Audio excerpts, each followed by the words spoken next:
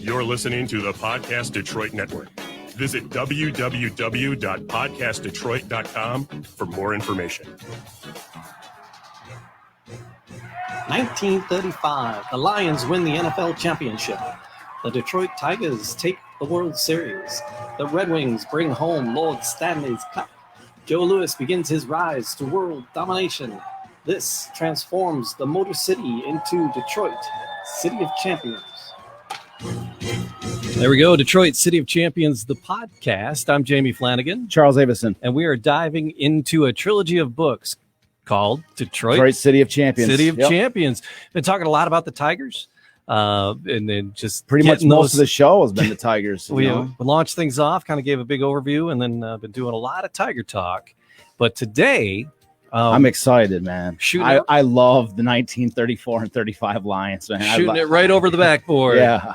No, that's a very obtuse Happy Days reference. Oh, I thought you were going to say jump the shark. That's a Happy Day. That's I saw a thing about the jump the shark concept. No, let's hope we don't ever jump the shark. No, Joni had a crush on Potsy for a while. Okay. And he missed the free throw. He was so good he shot it all the way over the backboard. Oh my God. Now you got to further give me more of that, because I got to follow like that. So he was nervous for Jane to date her or something, or he was like, if he hit the shot that she was a little girl, and she was just loving him from afar. Okay, and everybody was picking on him because he blew the shot. She was like blowing it up. It's like he was so good he threw it over the backboard. Oh, I got you. Okay, but we're talking about a different Potsy this time around. Yeah. Okay, now I get where you're going with that. The Potsy from I got you. Okay, now I get you. It's obtuse, man. Most of what I say just makes very little no sense. Well, I'm the type that likes to process what somebody saying to understand what somebody's trying to get at. So if I don't, I mean, you're gonna have your obtuseness is gonna have to be further explored. Just be warned of that. So we got episode 11. It's Potsy. It's the forgotten genius of George Clark. Yeah, like I say, I'm excited, man. Like, and there's no way. I like I was saying, I don't think we're gonna be able to get through. There's no way we can get through all Potsy in this first episode. Yeah. So. We're gonna take our time with him because Potsy Clark is an absolute legend in every sense of the word, and he is probably like there's so much forgotten stuff from this story, but really, like I say, Detroit sports in general. I mean, we owe such a debt of gratitude to Potsy Clark, and really the overall 1934 and 1935 Lions. Of all the teams, athletes. Components of this story that are overlooked. It's the 1934 and 1935 Detroit Lions. They're virtually unknown.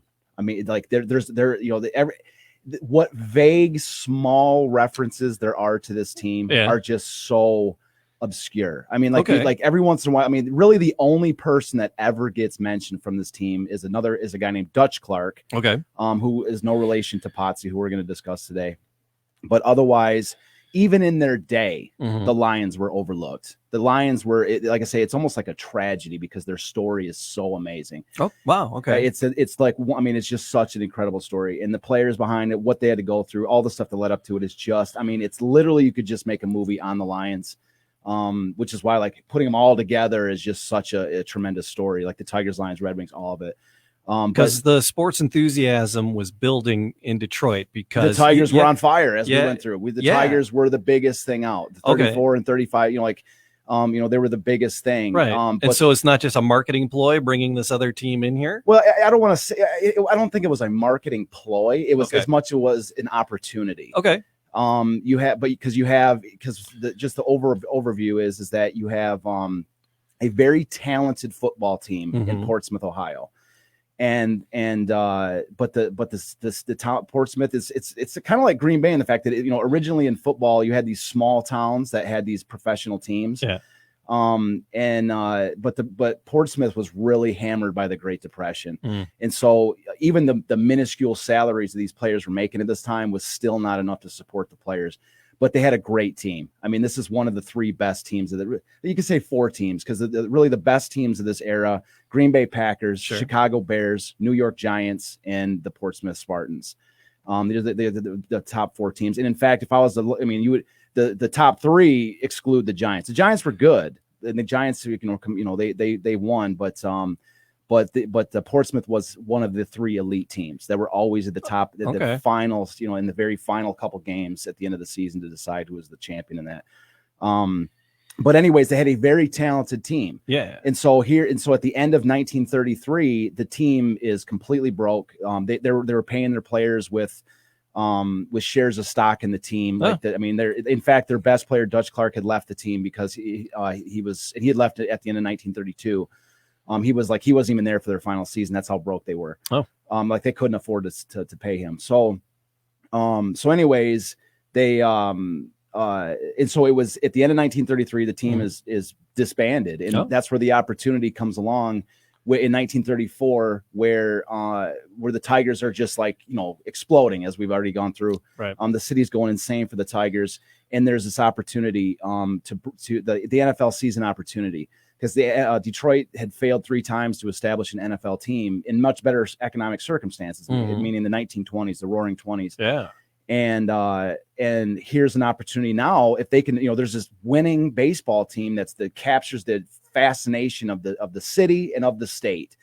And so here's an opportunity. What if we can bring an NFL team into this mix, a talented team, a good team, and in essence associate this team with this wildly popular Tigers in some way, get some of the fans to, associate with them. And so without going too far into it, because I really want to get into Potsy. Sure.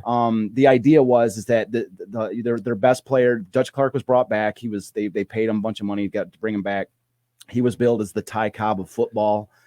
Is like their mark, there's a new Ty Cobb in Detroit, but he doesn't play baseball. You got to come watch, this team over here. And then of course they needed a team with a jungle theme to keep up with the Tigers, sure. As in the Lions. That's okay. the idea. So they were brought in at that moment to try to, to tap into that, newfound sports renaissance with the Tigers. Yeah. And the story really that's going to be told is, in what I've already kind of alluded to, is that rather than that happening, they found themselves in a situation where they were in complete shadow of the Tigers. Like every single, it didn't matter what they did. Like they were always in the shit. They were always at page 1 is the Tigers, page 3 or 4 is the Lions. They were always at the back end of it. And so they were. We mentioned that last week. We were looking at a newspaper from 1934, and it was 2 days. Only 2 days after their first game. After the first game, and there was an injury report about someone from the other team, and that was the only little blurb mentioned at all. And it was their very first game in the city. Yeah. That's astounding. And they won, too. So tell me a little bit about football in America in at this time, in the 30s there. Is it how, because you would get a good team and a popular team in baseball would get 1 million visitors. Yeah. Was football that big, and what was the state of it? It's worth mentioning sort of the evolution of pro football a little bit into this context, because initially in the early 1900s, college football was it. You played college football, and then after college, it was pretty much done. There was pro football, Jim Thorpe was the big headliner in the pro football world in the mid to late 1920s. Yeah. I got a fantastic story about Jim Thorpe. It's this great analogy if we get a chance to throw into it. Okay. But remind me, I almost need to write it down. It's such a great story. But anyways, do you want to hear it real quick, just so I don't forget? Yeah, it's a good spot. Because this is a great spot for the okay. So anyways, it's just this iconic thing. It's like a little ditty. So the idea is that Newt Rockne, who's a very famous name, Notre Dame and all this. Sure. So Newt Rockne was done with college, and now he's playing for the Massillon Tigers. And this is, I forgot what year, but it's in the 1920s. And so he's a pro playing for the Massillon Tigers. And so he's playing defensive end. And Jim Thorpe is a legendary player. I know you don't know too much about the sports element, but Jim Thorpe was literally one of the best. I know the name. He's one of the best. Be big. He's one of the best athletes in America ever produced. Okay. And he was a tremendous football player. I mean, he was a hard hitter, all this. So anyways, Newt Rockne is a rookie, and he's playing against Jim Thorpe is the running back. Newt Rockne is the defensive end. Okay. Play the snap of the ball. Newt Rockne comes around the corner and just hammers Jim Thorpe, drops him in the backfield. And Jim Thorpe looks up at Rockne and says, "Rock, you got to let old Jim run, Rock. What are you doing? You got to let old Jim run." And so then the next play happens, and then repeated almost the exact same scenario. Was it Rockne comes around the corner? Jim Thorpe gets the ball, and Rockne hits him and tackles him, and he says again, "Rock, what are you doing? You got to let old Jim run, right?" And so the next play, the third play happens, and in this case, before Rockne can even take a couple of steps, he is absolutely a nail. Like the next thing he knows, he's like looking down the field. Jim Thorpe's just run down the field, scored a touchdown. Jim Thorpe ran him over, right? And on his way back down the field, Jim Thorpe looks at him and says, "There you go, Rock. Way to let old Jim run." Because he just ran him over and scored a touchdown. He's like, "That's how you do it, Rock. Let old Jim run." Supposed to work. That was a little aside, but anyways, so football back in the the overall concept of football in their 20s and that is that football was an evolving game. Yeah. And college football was it. Such luminary teams like Michigan was a dominant force. Michigan was a superpower back then, and so the evolution of pro football really stems, like a lot of other sports, which is that you have these stars in college that when they're done, they're such stars that they want to see them continue to play after the college game is over. And they want to see them compete against other former like superstars, so to speak. So really the big name that came out, the guy that gets a lot of the credit for really like universal credit for really putting pro football on the map was Red Grange. Okay. Because Red Grange was such a big name in college that when he signed pro, like there wasn't like a ton of money really in pro football early on. A lot of the players would work side jobs. They would get like a job as a teacher or whatever. And part of their contract would actually be from the team saying, "You sign with us and we got a managerial job at a factory for you, like earning X, so that was like a supplemental income, like guaranteed job was like part of the contract." And so this is for football. That was for pro football. Yeah. Okay. I think baseball had it a little bit better. I don't think it was to that point, but pro football was definitely it was the type of thing. And even with the hockey too was the same kind of thing where you would actually, part of your contract was that they would get you a good job after the season was over. Oh, okay. Yeah. So really, and it was a chance for them to build a career, a secondary career, which is when their career was over. Right. They could continue on rising up the corporate ladder, so to speak. Yeah. I just like the 70s and 80s. Yeah. It was like every pro athlete opened a car dealership. Yeah, there you go. It was like they all had a car dealership. Yeah. And then there was a big meltdown a handful of years ago. And they would just deal, the big three and everybody were just shutting down dealerships. And so now they're all sportscasters. Yeah, there you go. Thank God for 24-hour news and cable networks. Now they can get gigs as sportscasters. Yeah. They can't open Coaches a car and dealership, stuff, car dealership anymore. All right. Anyway. So the idea is that Red Grange, when he came into pro football, would just like electrified it. Like it was just like, it was a big deal because they're all like, "Oh my God," and Red Grange played for the Chicago Bears. And so it really put them on the map. They were already they were, one of the name brand teams, but it really brought a lot of cachet. It really brought a lot of that college football, which was already huge, brought that into pro football, like that. So that was like, I forgot what year that was. It was like I think it was the mid 1920s when Red Grange signed with the Bears.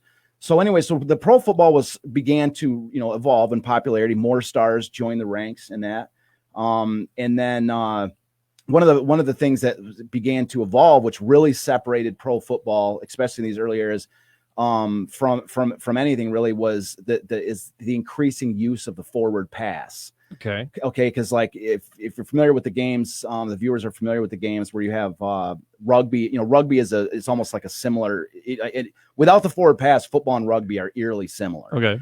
And so the forward pass is what really began to distinguish football, American football from anything else.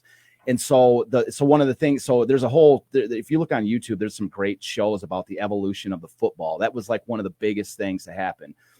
Because originally the football, there's one great video you can search for it. It's actually got, I believe it's Boomer Esiason, who's a former NFL superstar, and Boomer goes through. He's like this former great quarterback, and he uses all the original balls to demonstrate, to see how easy they were to throw. And so some of these early 1920s balls, he's like, "Man, this thing is like throwing a rock. It's like throwing a watermelon. Like some of them are just so big." So anyways, and so the ball began to change to allow them to throw it easier. That was really the big thing. And so I forgot, I think it was right before 1934 is when the ball made one of its biggest shifts in reductions in size, and it would almost be recognizable today. And so the forward pass really started to take off in this, like really right in this specific era.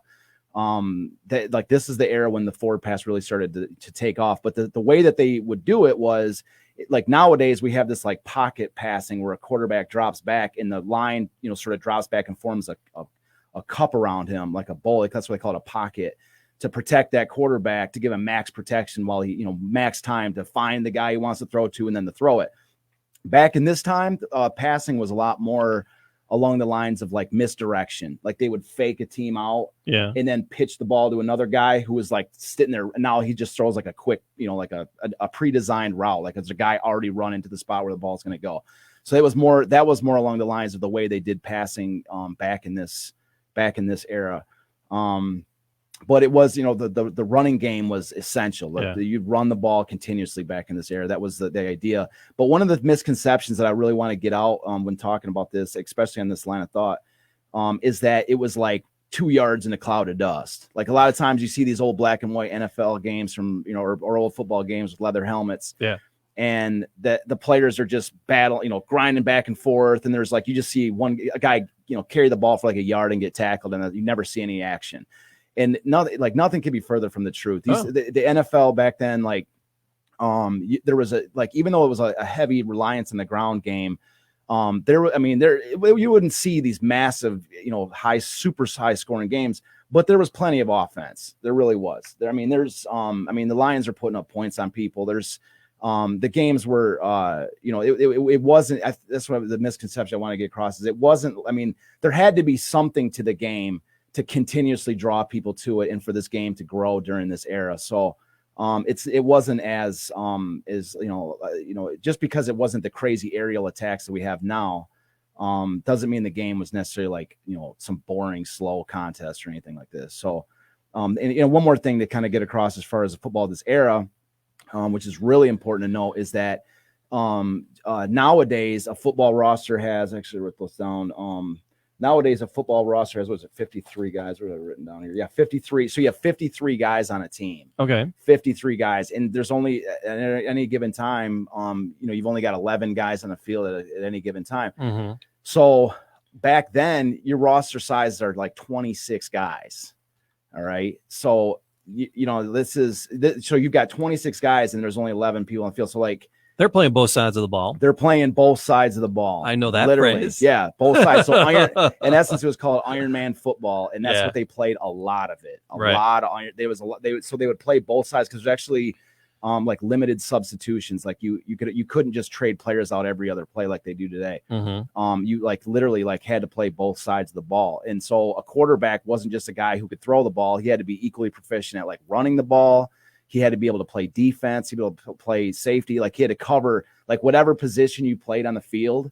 You had to be able to cover your polar opposite on the other side. Mm-hmm. That's really what it boiled down to. So you'd be 1 second you'd be running the ball, and the next second you're trying to stop the guy coming at you. So that was really it's just such an interesting dynamic, and it's obviously doesn't exist like that today, but it's just such a cool thing. Like when we were kids growing up playing football, we would play iron, that's all you do is play Iron Man. You're playing, when you're playing backyard football, whatever.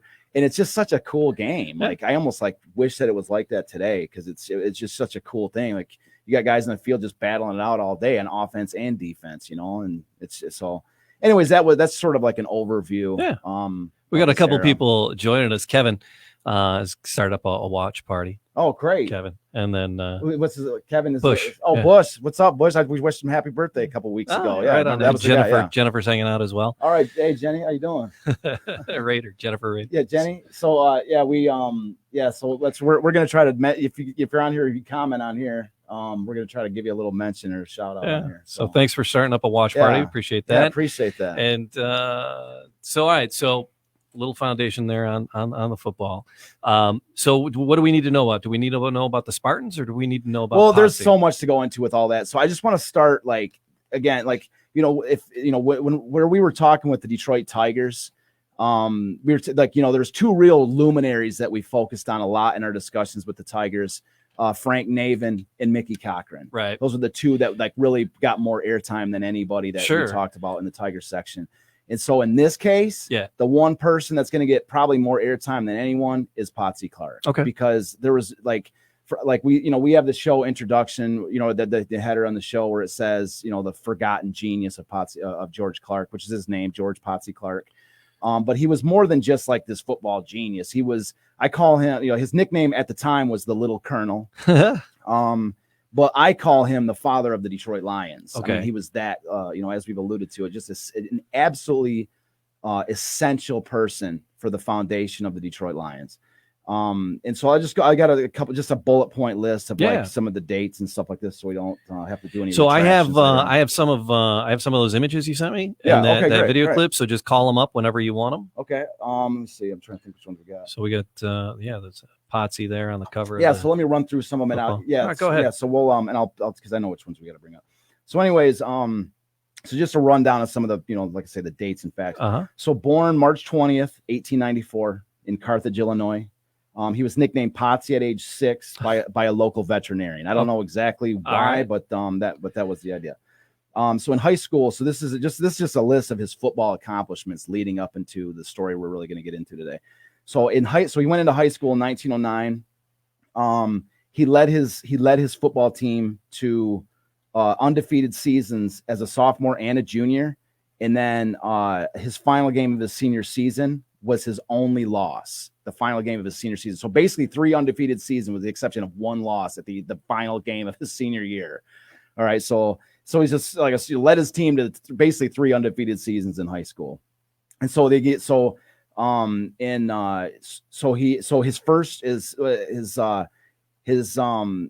goes into a college called William and Vashti College. Okay. Right. In 1912, he's an all-state for this college. In 1913, he's the captain and he leads that team to an undefeated season in his second year in college. Okay. Then he's noticed by a legendary college coach at this time named Bob Zupke, and he transfers to the University of Illinois, which at the time was a powerhouse in football, or maybe a growing powerhouse, I guess, with all this. But anyway, so he transfers to Illinois, and as soon as he gets to Illinois, he has 2 undefeated seasons at Illinois. So 2 undefeated seasons there too. It's like undefeated. Oh, undefeated. All right. I mean, you're going to see this track record. And so so his first season, 1914, he leads the Illinois to a Western Conference championship, undefeated. In 1915, it's a second Western Conference championship, but it's a tie for it. So they tie for the Western and another undefeated season. So 2 years undefeated season. And so he was called by Bob Zupke as one of the best backs he ever coached. Red Grange was in the same mention as Bob Zupke because Red Grange also played at University of Illinois. So Red Grange and basically Potsy Clark was like Red Grange before Red Grange. You see what I'm saying? He just didn't have the same name recognition. So anyway, he was so when he graduated from Illinois, he was so highly regarded in baseball that he was offered a contract by John McGraw for the New York Giants and Clark Griffith of the Washington Nationals. So 2 major league teams were offering him a major league contract when he came out of college. Wow. Just because he was so good at baseball too. So this guy's an athlete par excellence. So anyways, so he gets out of college and he coaches football at Kansas before enlisting in the Army to fight in World War I. So this is 1917 when he enlists in the Army. So he becomes the 2nd lieutenant of the 89th Field Artillery and saw combat in France in 1918. But this is what's really interesting about this. Okay, so in 1918, while they're over there, like many people are probably familiar with, like, if you've heard anything about World War I, there was all these like impromptu like baseball leagues, soccer leagues. The soldiers would play sports there. Okay. And so they have like tournaments and stuff like this, like the soldiers would. So this is something that probably nobody knows, okay? But it's like the coolest thing. Yeah. Is that there was an American Expeditionary Force football tournament championship. Okay. Okay. And so he played and coached for this 89th Division team to the AEF championship, which is the American Expeditionary Force championship. So he wins a championship over there, the championship. with this, American Expeditionary Force Championship, and it's his last game that he ever plays. And he, leads the state. Actually, I got a quote real quick for that. Let me grab that. Can you grab that? Yeah, I'll grab those books. Set for him. Because I want to read this. It's a great little quote that talks about him actually doing it. Thanks, man. So anyway, so this is it's a great little ditty right here. Yeah. Shortened to the point. Look at us not pulling our books out, not doing our homework right. Yeah. Focus on every single thing except for some of the most important stuff. The information. Oh, dang it. Yeah. So 346. Yeah. So this is a great little quote right here. So anyways, all right. So this is a quote that comes out. They're talking about it a little bit after the fact. This actually comes out of this quote comes out of a 1937 Detroit Lions game program. Written by H.G. Selzner, who's one of like the biggest Detroit legends as far as newspaper reporters. So anyways, so this is the quote right here. Robert C. Zupke says that Potsy Clark was the best football player he ever coached. Potsy's playing career, strangely enough, closed at the Velodrome near Paris on the last Saturday in March 1919. Arthur S. Hopush recently discovered a copy of The Watch on the Rhine, the official publication of the Marne Division of the Army of Occupation. The newspaper was published at Andernach, Germany, and the copy referred to contains a long account of the game that decided the football championship of the AEF, American Expeditionary Force. According to the headline, Potsy Clark of Illinois stars in hottest contest of entire gridiron season. Clark was a lieutenant and played with the 89th team. They met the 36th Division team. They met the 36th Division team in the final in Paris and won 14-6. According to the account, both teams played brilliant football, keeping the crowd of 15,000 on their toes practically every minute of the game.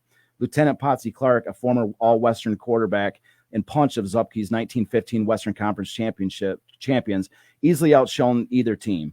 At all times dangerous, he cut loose during the second half and wound up his AEF career by running through the entire 36th Division team, going 65 yards for a touchdown.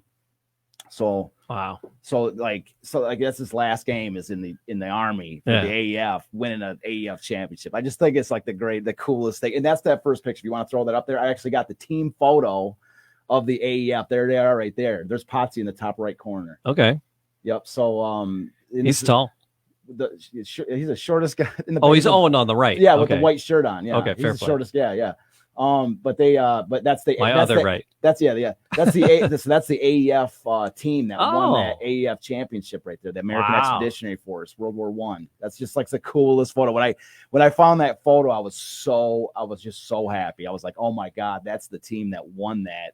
And that if you notice in there too, is that the article that he was talking about, that they found the story of that game was like I think it was out of a German newspaper, because he said Andernach, Germany, that it was the Army of Occupation or whatever. It didn't sound like it was written by an American newspaper. It was like some Army journal or something. So, it's just great that there's that story. But so anyways, there's Potsy. He's coming out of the Army and he's like, championship, undefeated season, star. You know what I mean? He's like, this guy is like, what player have we talked about or that we will talk about? There's nobody that can match that kind of a track record of just dominance. Whatever team he played for won. He's just like, at this point in his career, he's already a legend. So anyways, so he gets out of the Army and so he becomes, so this is what's kind of interesting is, he becomes a head coach at Michigan Agricultural College in 1920, which is that now today it's Michigan State. I was going to say MSU, Yeah, so he coached a year at Michigan State. Back then it was called Michigan Agricultural College. So 1921 to 25, he takes various coaching positions at Kansas. 1921 to 25 is at Kansas. 1926 at Minnesota. 1927 to 29 is at Butler. In 1930, he quits coaching to run a successful insurance business, but love of the game brings him back. And so this is really where we start with Potsy. That's like my little itemized list. All right. So this is going into 1931. Now, okay. And so he becomes coach of the Portsmouth Spartans, as we've already kind of alluded to this idea that this is where he's going to land on. So we're good with that. So anyways, so he becomes coach of the Portsmouth Spartans. But before we even talk about what he did with the Spartans, it's incredibly important to mention the team that he was taking over. Okay. So he becomes a coach in 1931. But in order to understand the team, we got to understand 1930 with the year before he got there, what was the team when he took over. Right. So again, Portsmouth, as we mentioned, Portsmouth was absolutely hammered during the Great Depression. Yeah. It's a small town. It doesn't have a lot of money really anyways, but it's also got hammered in the Depression. So in this era, there was no NFL draft. That's another thing that separates them from us. Is the draft is set up so that even it doesn't matter like how small a city is or how much money a team has. Sure. They all, like the worst team gets the top pick, the best player, best player available. So in this time, it was about money, right? I mean, that's really what it is. So the best talent was going to. So it's then was why we have those rules now. Yeah, exactly. Yeah. So in 1936, the first NFL draft, right after that, Lions, do it. So, but at this point there was none, and so it was really all about the skill of the coach to identify talent. Oh. And it was about the money that you had to pay these players, especially the money. New York, Chicago, some of these bigger cities had advantages. And you said like those ancillary jobs they would have in those bigger towns. They're bigger, better jobs to. You nailed it because in Portsmouth, if they're ravaged by the Great Depression and jobs are hard to come by already, like that's a tough thing to even get. Yeah. To bring people in. So. So the economic situation of Portsmouth is a big deal, obviously. So the Spartans team had finished 8th of 11 teams in 1930. Okay. So they're also terrible on the field too, right? So he comes in. So the team is not in a tough spot. I mean, right? So anyway, so Potsy comes in 1931 and he cuts 30 players from the 1930 team. Holy crap. 30. Okay. So that's like of all the things I read, like roster turnovers where a guy comes in and like overhauls a roster. I've never seen somebody cut 30 guys. Yeah. And the rosters were a lot smaller back then. Well, and they were smaller. That's what I'm saying. So what the first thing he did was he trimmed the roster in 1930 was 37. Oh, and so the water boy, you're staying. Everybody else get out. So he trims 30 players from the 37-man roster and he reduces the overall roster to 26. And then so he adds 19 new players to his thing. Okay.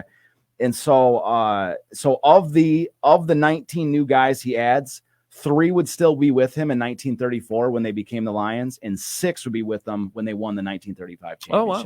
So this is a major addition. You know what I mean? Like the fact that configuration he's doing. Yeah, like right from the beginning, he's already like found the guys that are eventually going to become, this champion in Detroit. And so this is where we kind of get into start to unravel or explore or dive into who he is. Yeah, is that the very first day of practice? Okay, probably the best player that he inherited from that 1930 team is a guy named Roy Father Lumpkin.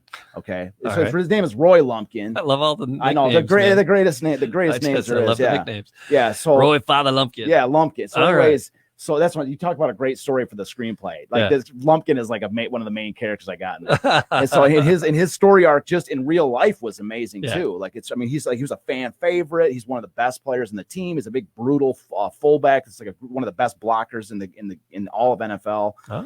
He's a great player. And so, his nickname is the Rambling Wreck from Georgia Tech. That's Father Lumpkin. So because there was a song called that, and they nicknamed him that. So anyways, so he comes on there and Father Lumpkin is this like jovial player, like captain of the team, like does whatever kind of he wants to do. He's like the life and soul, he's just like he's a funny man, you know what I mean? But he's also one of the best players on the team. So his very first practice he comes in, Potsy does, throws Father Lumpkin off the team for horseplay. Like he wasn't being serious about the practice, joking around too much. Potsy cuts him. Cut. Threw him off the field with the intention of like you're done. Oh, like he didn't actually register the transaction through the wire service or anything, but it was like you're done. Get off my field. Up. And so first day in practice, setting the tone. Exactly, his best player he throws off the field. And so, anyways, like the idea being throwing him off the field, like. You're off the field and like, I'm going to decide between now and like sort of the end of the day, whether I want this to be permanent. That's that's more along the lines of the situation. So I don't want to say cut him, but it was like, you know what, I'll figure out what I want to do with you later. You know, you might not be here tomorrow. Hit the showers. Exactly. So anyways, and so Lumpkin came to Potsy after that and apologized, like, I'm sorry, never happened again like this, whatever. And so Potsy brings him back, and Lumpkin is going to play a major part of all these stories. So that's how he sets the tone right from the beginning. And also right from the beginning, the 1931 Spartans, his very first year, they also set the tone, because the 1931 the Spartans come out and dominate. They come out with an 11-3 record in their very first, like, with this new team, right, and all this. So they come right out in his very first year and are like an immediate powerhouse. To get to start this thing out. So anyways, do you have any questions? Because I can keep on. No. So the national championships in those, because I got a little image there, that's for Green Bay, right? Mm-hmm.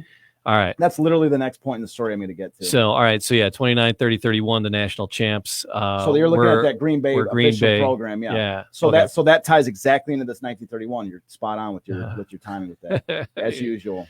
There you go. And this is unscripted too. So we're totally in sync. I've been flashing that up and down. The whole I know. time. Yeah, you have been, but now you now flash I'm up on. that one time. That all was right. the perfect time. That you finally nailed it. So anyways, so 1931 is like this key scenario, because the Spartans are headed down the wire. They're having this great team led by they'd already identified Dutch Clark as their as like this. He was a Dutch, so they led by 2 rookie all pros. All pros means like you're like the best in the league. You're just like an all-star basically. And so they have 2 led by their 2 all pros, Dutch Clark and George. You're going to love this nickname, George Tarzan Christensen. All right. Tarzan. So George Tarzan Christensen and Dutch Clark, so his name is Earl Dutch Clark. All right. And so right off the bat, these 2 rookies, and they leading this team, and Tarzan, as his name implies, like, because back then Tarzan was like the big movie coming out. And Tarzan, was it Johnny Weissmuller that played the original Tarzan, was like, stacked, muscles and like this. And that's how Tarzan Christensen was. He's one of the biggest guys, one of the biggest guys there was. And we'll get some pictures of him when we talk about him more in depth. But he was just an absolute monster. I mean, he was just an absolute monster. And so anyways, so he led by these 2 stars. The Spartans are just dominant. They're just a great team.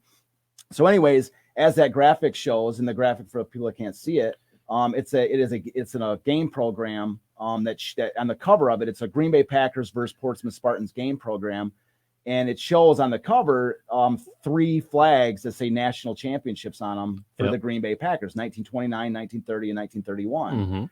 And so in essence, the Portsmouth Spartans are chasing the Green Bay Packers. At this point, they're the 2-time NFL championships, 2 years in a row. So the Packers were tough, man. They were really tough.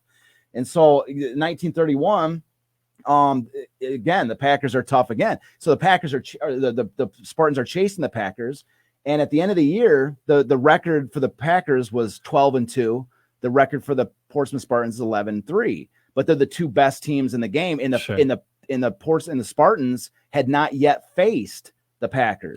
And so there was they were scheduled to face them in the final game. All right. But when in making the schedule for the season, it was more of like a phone call that said, when are we going to play you guys? And they were like, at the end of the year, we'll play you on this date. And they're like, okay. And so what ended up happening is the Packers back out of the game. No, you can't do that. You can't. I know. That's right. They backed out of the game. And so, when the sports are like, you got to give us a game. Like, what are you doing? And because if they would have beat them, they would have tied it up, and they would have played another game to decide it or something. Yeah. And so the Packers back out, and they said, and when they took it to the league, to the commissioner, and the commissioner, they're like, "Where's where's the documentation that says you guys were scheduled to play?" And they're like, "What are you talking about? What is the schedule for anybody? What do you mean he's talking about like a contract? Yeah. He's like, "Where's the contract?" And they're like, "He's in on it." He was in on it. That's what I mean. They're like, what do you mean the contract? It was like we picked out a day and we were scheduled to play. And the guy goes, well, if you don't have a contract, I don't know what to tell you. And they're going, what do you mean a contract? What games, what do you mean a contract to play a football game? Yeah. You know what I mean? Like it's like, we haven't played them yet.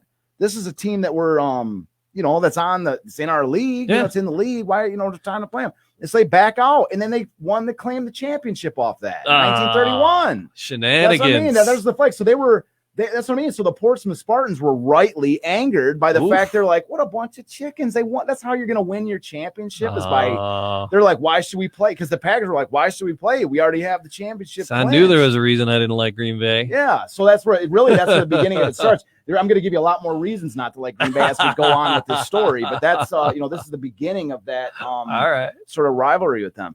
So anyways, yeah. So, this is really, again, so these players are on this team. This is where their hatred of Green Bay starts. You see what I'm saying? They're like, come on. And so the guy who's running this team is a familiar name to a lot of people that may be football fans, Curly Lambeau. Lambeau Field is named after him. And so he's the coach. He's the coach at this time. And this is where the animosity with like Potsy Clark and him begins with Curly Lambeau. And so anyways, yeah. So that's also the 31 Portsmouth Spartans got like totally jobbed out of this championship, man. So anyways, so that's this. So going into the next year, so going into this next year, now they're like, they want revenge. Like they're like, we're gonna beat the Packers and knock them out or whatever. And so they get the revenge in spectacular fashion. Oh, okay. This is so cool. So this next year, they at one point the Packers are actually having a great year. They're having this fantastic year, and the Spartans have tied, I think, like 2 or 3 times. I forgot to actually written the record down, but so they tied like 2 or 3 times. But at the time, a tie didn't count for anything. It was like basically like the game never happened. So they had like 2 or 3 ties. But what ended up happening though is that there was another incident that led to Potsy getting even more angry with Curly Lambeau, and he tells Curly Lambeau, he says, next time we play you, we're going to play you with only 11 guys. We're going to beat you with only 11 guys. We're going to beat you with, he's like, see, I don't even know. There's all these different mythologies surrounding this about what happened or whatever. About what happened is, that not only what led to that incident, but also his, like why he would say that. It must have been just something that, it must have been something. I don't know what exactly it was, but he said he led him to say, the next time we play you, we're going to beat you with only 11 guys. And so the next time they did play him was, again, this 1932. Yeah. They play him with only 11 guys, and they beat him with only 11 guys. Did the second bus not show up or something? Well, I don't know what it was, a status thing or whatever. It was something that Potts, that's what I'm trying to say is I don't know what would lead him for that specific, like saying, there's a lot of things you could say, we're going to beat you. We're going to beat the heck out of you. We're going to beat the tar out of you. But what would lead him to say, we're going to beat you with only 11 guys? Yeah. Like, I don't know what, like what that would mean. Like maybe it meant, maybe he was getting criticized for doing like a couple too many substitutions or something like this. Okay. But that's the only reason, like, there's got to be like a motivating factor for why he would say that. And then also why he would live up to that boast. Because there's a great quote in here that he actually talks about it. That they actually say, we were going into the locker. I think it was Dutch Clark, and he says, it was either Dutch Clark or Glenn Presnell that says this, but he says that prior to the game, Potsy tells them, "You 11 men are going out there to beat the Packers today." And he goes, and the only way you're coming off the field is on a stretcher. Oh my gosh. The only way you're coming out, it's all just you 11. And he sends them out there and they beat them. Yeah, I think it was 9-0. I got to double check the score. It was like 9. I think it was like 9-0. Everybody else have food poisoning or something? Not like I say, it was no, he said it intentionally. He wanted to beat him there was some motivating factor that led him to say, we're going to beat you with only with these 11 guys. And they did. And so this team became known as the Iron Men. Okay. The Iron Men, because they won an NFL game with only 11 and against guys. One of the premier team in the league. Exactly. Right? So they're the Iron Men from here on out. These Iron Men, and these guys are the ones that are going to end up. We're still in Ohio. Yeah, so we're still in Portsmouth, but they would eventually go on to become, many of these guys would go on to become, Lions and all that. So this is the team that the Detroit's about, going to get in a few years. Mm-hmm. So now Potsy, he's just the coach and the manager, right? Mm-hmm. So he's not playing anymore. Mm-mm. So that last game in the AEF World War I, that was it. That was his last playing game. His last game, yep. Okay. And he's a small guy. Yep.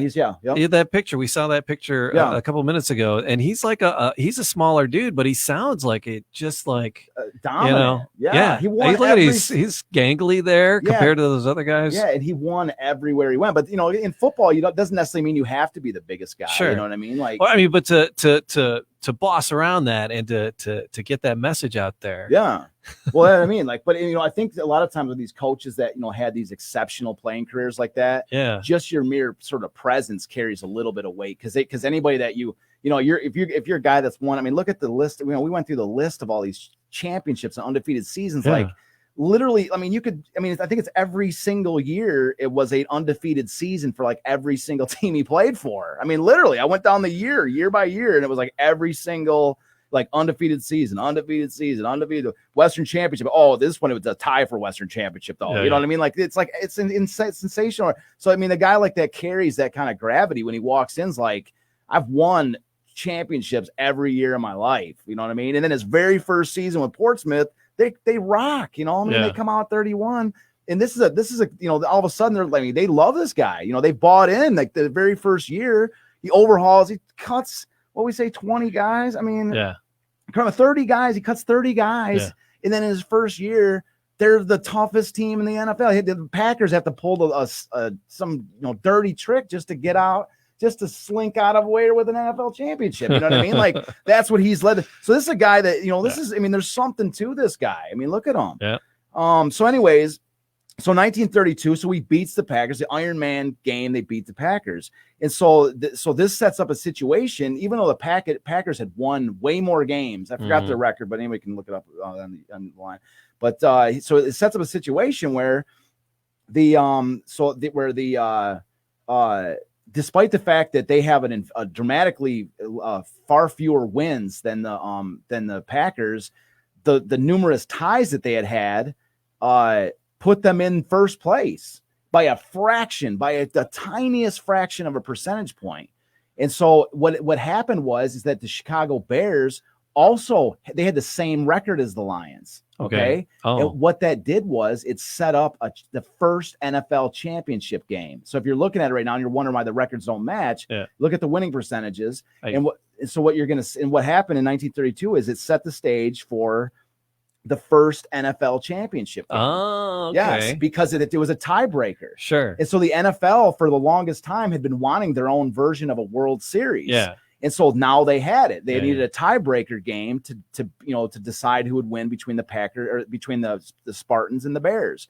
And so at this moment, the season there was a earlier than expected winter that was blown through the United States, and so they couldn't play that championship game.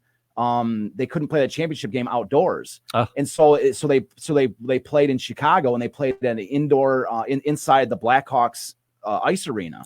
Which, as an ice arena is smaller than a football field, and so they had a small field. They played with a miniature field. It was a smaller field. I think it was a 50-yard field, or maybe. Is this a story of the birth of arena football? Is that? It's the birth of the no. This is the birth of the NFL. This is the birth of the NFL. And so, I mean, I forgot the length of the field. I think it was 50 or 60 yards. It was, and so what they would do is they would rotate the field or whatever like that. I think maybe it was 70 or 80 yards, and each team started at a certain spot. But there's all these different rules that went into this one particular game in order to have this game. And so this is Portsmouth and the Bears. And the Bears, yeah. And they're at the top.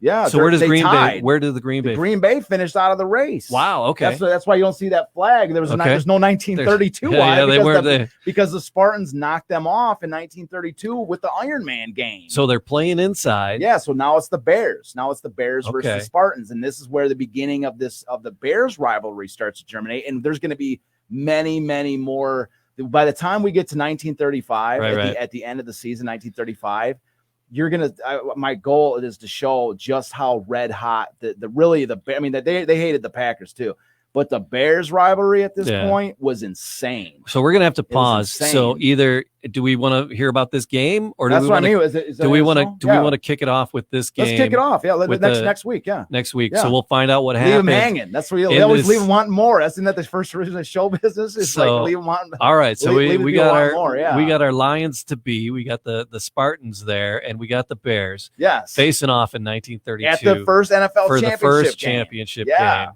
So leave you hanging a lot more. So this was taking place in Chicago. Yep, in Chicago at the Blackhawks ice arena, indoors. Yeah, it was in a blizzard outside. That's why they had to play indoors. It wasn't just some random snowfall. They would have played through a snowfall. This was a blizzard. Yeah, blizzard ripping through the Midwest. Yeah. So they had to go inside, play the first NFL championship game. So I'm sure there's gonna be like 1,000 people right now, all Googling to see what happened next. But guess what? You can wait till next week and you'll find out a way better version of the story. We'll find out what happened between the Bears and the Spartans. Detroit City of Champions, the website, Charles. You just said it. Just add a .com. DetroitCityOfChampions.com. That's what I was looking for. Fan of the show is the easiest website to remember because it's add a .com. That is. Oh, you were waiting for me to just add the .com? I was waiting for you to do that. I missed my cue. I missed my cue, man. Mary Tomlinson said hi. Oh yeah, hey Mary, how you doing? Long time no see. And Cindy Lee Lindow. Oh yeah, hey Cindy, how you doing? She checked in. Robert Gray, John Howell, Derek, and Sherry Benielos. Great. Thanks for all watching. Yeah, everybody chimed in. So appreciate you for doing that, to giving us a listen, watching on the YouTube and the share, Facebook comment, Live. help us spread it around a little bit. So yeah, if you're watching on Facebook or if you're watching on YouTube, there is the audio version of the podcast available, and those episodes come out Monday mornings for your drive into work. Yep. And the idea with the show is that we broadcast live on Facebook. If you haven't seen it now, we broadcast live on Facebook, and then we upload it to all these different sites, so you can watch it live, or you can watch it, listen to it on the podcast, or you can watch the actual broadcast on YouTube. So if you miss a show, the live show, you can see it on YouTube. Yeah. And the link for Jamie's got the greatest thing in the world, which is called a link tree, which you got to click this. You click the link and it shows every single way to watch it. All you got to do is literally click on the one you want to watch. It's the way that works best for you. So the link's down in the description, wherever you're watching. Again, we appreciate everybody hanging out with us. And we'll do more again. Yeah, I can't wait. It's going to take 2 episodes just for Potsy. We had to cut them off, leave them hanging. That's the best way to do it. Next week, we're off to Chicago. It's Detroit City of Champions podcast.